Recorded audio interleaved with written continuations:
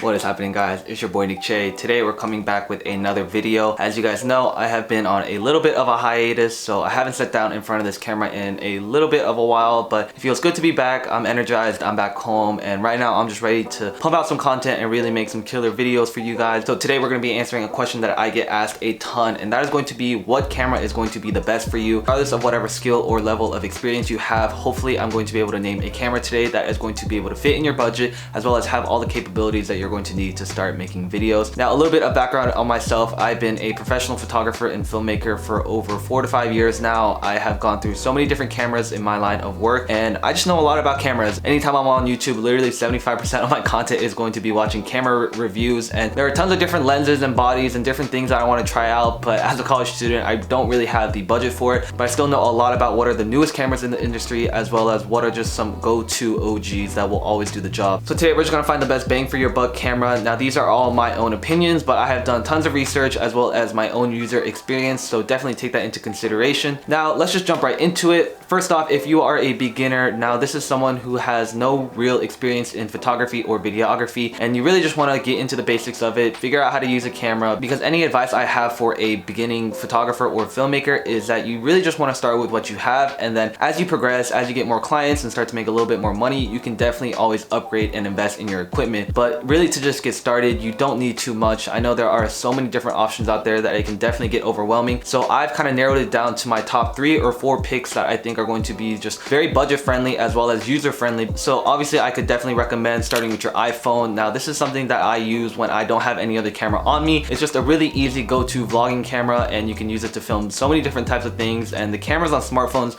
are really just improving, so there's no reason not to start with your iPhone. Now, to step up from your iPhone game, there are a few options that I have personally used and still continue to use just because they're very easy to go to and just help me capture my content. So this is a Fujifilm X10. Now, this is actually the very first camera I ever bought. This is a little bit outdated. I don't personally recommend this right now, but it is really just a great compact photo camera. Now, the vlogging camera that I have currently been using has been the Sony RX100 series. Now, these are great because it has a flip out screen, but also is packed with a bunch of technology that Sony has been paving the way for. So this does shoot in 4K. It can also do like 120 frames, 60 frames per second, so you're able to get that slow motion. This is a really great option if you want a beginner vlogging camera, but I will say that it's not the most user-friendly camera. You definitely need a little bit of experience to really get the most out of this. So that leads me to my second recommendation, which is going to be the Canon G7X Mark II, or even the Mark III, which they recently announced. And the Canon G7X is definitely the go-to vlogging camera for a lot of YouTubers and content creators. This is something that I'm honestly personally thinking about switching from the Sony RX100 series to, because just the Canon autofocus, the Canon colors, there are a bunch of features that you get out of that small little vlogging camera. So if you're really on a budget, then this is definitely the camera that I recommend the most, because it's just going to be the best bang for your buck. Now, aside from that, you obviously have things like your GoPros, which personally I don't recommend for vlogging, but it is a great action camera. And if you are an athlete or someone who doesn't do too much talking to camera and you just want to create cinematic content, or you're traveling, then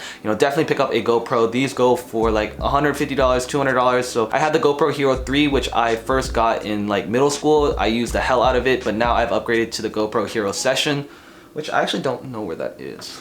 Where the fuck is my GoPro?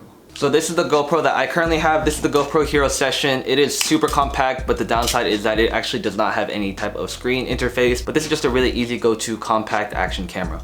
Now, my last option for beginners is going to be something that I have personally used, as well as it's a gift that we got from my brother for his graduation, and that is the Canon EOS M50. Now, this camera is honestly going to be something that you're going to be able to use for a good 2 to 3 years because it is so versatile. There are a bunch of different types of lenses that you can get with it, as well as you get a bunch of great Canon features. So obviously it has a flip out screen, which is perfect for vlogging. I think that's one of the biggest downsides to a lot of the upper level cameras, is that they don't come with the flip out screen. It's also super compact. It's very portable. It's very light as well. So I personally vlogged with it a couple of times, and I actually really like the form factor of it. It fits in just about any type of backpack. It's great for photos as well. You guys know that Canon photos are really just top notch, and you can't beat the autofocus on it. So if you're looking to spend about $700 to $800 to pick up the body as well as a kit lens, or even a better portrait lens, then that's really going to be something that's going to be able to last you a long ass time. So that's going to be for my beginners out there, people who have no idea what they're doing with photography and filmmaking. Like, these cameras are going to be the best tools for you to learn your craft, as well as develop that over time. So eventually, if you want to upgrade, you know the ins and outs of filmmaking and photography, that you have no problem upgrading or switching to any type of camera. Now moving on to my intermediate users, these are guys who have been filmmaking or taking photos for, you know, a couple of years now. So the camera that I eventually upgraded to was the Sony a7S Mark I. Now this was a camera I got probably 2 to 3 years ago and was what I used to begin vlogging and doing a bunch of my content creation for a good 2 to 3 years. It has served me so well. Honestly, the quality is still on par with a bunch of different Sony cameras, so you can't go wrong with the Sony a7S series. But they have also come out with a new line of cameras, which is the a6000 series. They're all pretty similar and they all do similar jobs of recording in 4K. You're able to do slow motion. So moving on from those options, the next tier of cameras, there are 3 that are really just paving the way for videography, and you see tons of content creators using them. And that is going to be the Sony a7 III, which is the camera that I personally shoot on, the Canon EOS R, as well as the Lumix GH4 or the Lumix GH5. Now, I will say that all these cameras are very much comparable in specs. Just about all of them will do 4K, the resolution, the quality, the megapixels, they're all very similar. Regardless of that, I will say that the Canon EOS R with the flip out screen, the new RF lenses, is really one of the most popular cameras right now aside from the Sony a7 III. Peter McKinnon uses this, and honestly, you get great B-roll, you get great slow motion, and the flip out screen, once again, like, you really can't beat that. Regarding the Sony series, a7 III particularly, it really does everything. The photos are great. You get a 24 megapixel sensor as well as 4K video. You can do 120 frames in 1080, and for 2020, those specs are pretty hard to beat. And personally, I just think that Sony has a little bit better autofocus. I am able to do a lot more color grading with their log options, and the user face is a little bit trickier to handle, but once you get the hang of it, you're really able to get the maximum potential out of your camera because you can customize so many different buttons to do exactly what you want. So yeah, at the end of the day, it really comes down to personal preference. Like, I recommend going to your photo store and seeing if they have these cameras on display, because then you're really able to feel the ergonomics of it, test out the menu functions, see which one's going to fit your workflow the best. Now finally, let's move over to the advanced level. Obviously, if you're watching this, you probably don't need my recommendation because you have been in the field for a long time. You know what cameras are going to be the top end. The Sony a7R IV series, which came out recently, but this is a powerhouse of a camera, as well as the Canon 1DX Mark II or the 1DX Mark III, which also recently just came out. Now these are definitely pro level cameras. It's not something that you're just going to be able to pick up right away and be able to use, but they also offer incredible pro level images and videos, but it does come at a hefty price tag of $6,000. So it's not something that I personally think is going to be the best value camera right now, especially because I'm not doing a ton of client work. But if you are in that field as your profession, then it's definitely something that I recommend because you're able to do great photos, great videos, as well as the Sony a7R IV. You can't go wrong with either of those. Apart from those, I don't think there are too many cameras that fit in that price range that I could consider pro level cameras, because you obviously have the Red digital cameras, which go at least 8 to 10 grand, which is once again ridiculous, but those are able to shoot 6K, 8K video, and one day I will have a Red camera. It's just at this point I ain't ready for that. But guys, I think that's going to wrap it up for my guide on what camera is going to be the best for your budget. I really tried to narrow it down because there are literally hundreds of different cameras that are out there right now. These are just my personal recommendations based on my own experience with these cameras as well as the reviews that I've seen on them. Trust me guys, I literally spend so much time looking at different camera reviews and lenses reviews because,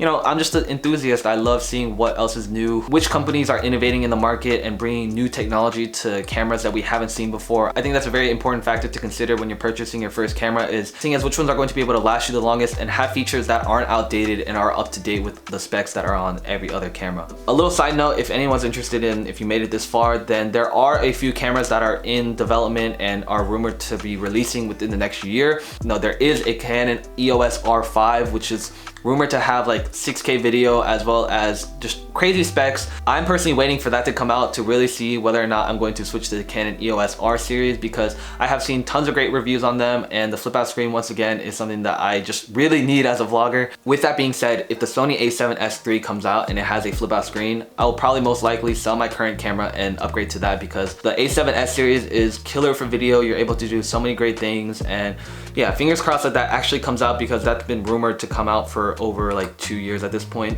Now finally, if you are more of a photo person rather than a video person, I highly recommend checking out most of Fujifilm series. Fujifilm just really kills it when it comes to their color science as well as the photos that they're able to deliver. If you're leaning more towards photo, definitely look into those cameras, because I just love the way that the Fujifilm looks as well as feels in your hand.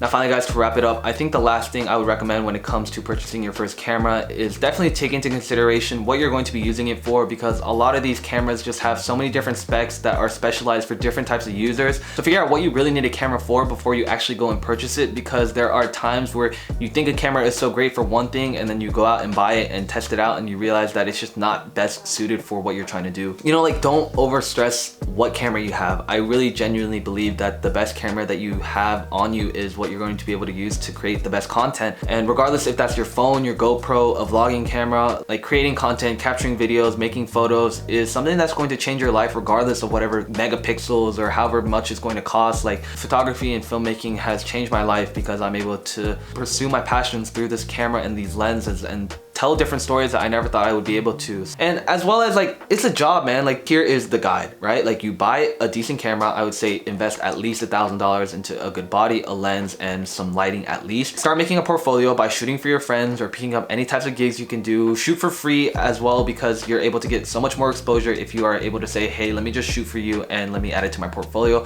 And then finally, you're able to start charging clients. Like, once you have a reputable brand, portfolio, website running, then you're able to say, hey, I've done this for over a year now. Like, let me take your wedding photos, let me take your family photos. Senior photos are a great way to make side cash. That was literally my job, and I was able to make so much passive income as a senior in high school. If you have any questions on the cameras that I mentioned, definitely drop a comment and I will try and answer those, because, you know, I know it can be intimidating, I know it can be stressful, and that's literally why I made this video, because I'm stressed out of my mind because I don't know what camera I need to sell in order to upgrade to my next one. But yeah, that's gonna wrap it up for today. Make sure to subscribe if you haven't, and yeah, let's build 2020. Peace.